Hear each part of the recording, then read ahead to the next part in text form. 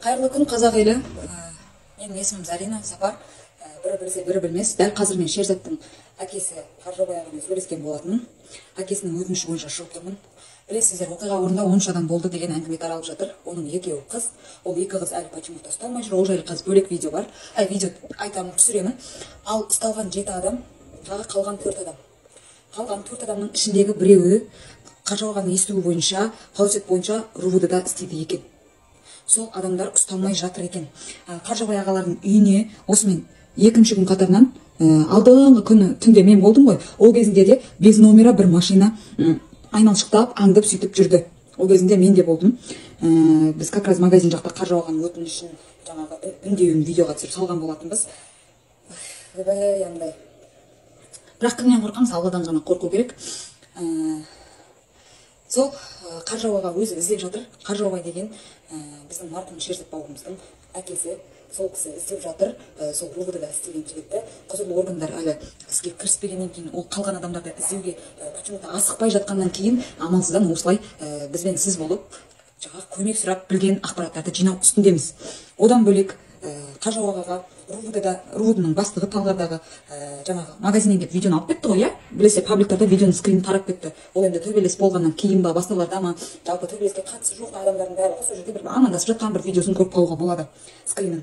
Сол видеоны магазиннен келіп құзырлы органдар алып кетеді, Талғардың РУВД-сындағылар. Одан кейін әкесі сол видеода барлық дәлел бар деп сұрап барған кезінде видео жоқ.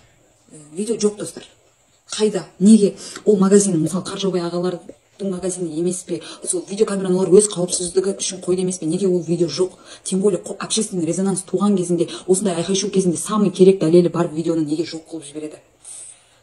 Қаржабай ағаның айтуы бойынша, негізінде сол жаңағы пиваны алды, қырғын басталмас бұрын сол жігітпен қол алысып кеткен. Бәрі дұрыс болады, артық төбелес болмайды, барлығы дұрыс деп бір-бірінен кешірім сұрап жіберген болатын екен. Одан кейін жаңағы жігіттер топырлап келген кезінде Қаржабай ағаның айтуы бойынша төбелес бірден басталған жоқ дейді. Сол жаңағы РУВД-да істеуі мүмкін жаңағы жігіт бар ғой, біз айтып жатырған. Сол делайте дегеннен кейін басталып кетіп тұр дейді. Ойлаңыздаршы. Просто какой-то біреу келеді да, аналардың өтперіне жел береді да, делайте дейді, ал арты не болды? Бұл іс асықпай қаралып жатқан шығар, бәлкім солай болу керек шығар. Бірақ та нағыз қаншерлер ұсталды деген аты болғанмен де қалған адамдарды таппай жатыр. Вот, сол адамдарды қарау керек. Мен өзім куә болдым, без номера бір машина аңдып кетіп жүреді. Мен енді күнде 24-7 Қаржабайлардың үйлерінде жүре алмаймын ғой. Бірақ осы алдыңғы түнде барған кезінде мен өзім де куә болдым. Бәлкім көршілер көргеннен кейін ол машина қашып кеткен, без номера. Көрдіңіздер, пробивать еткізбеу үшін ғой. Вот.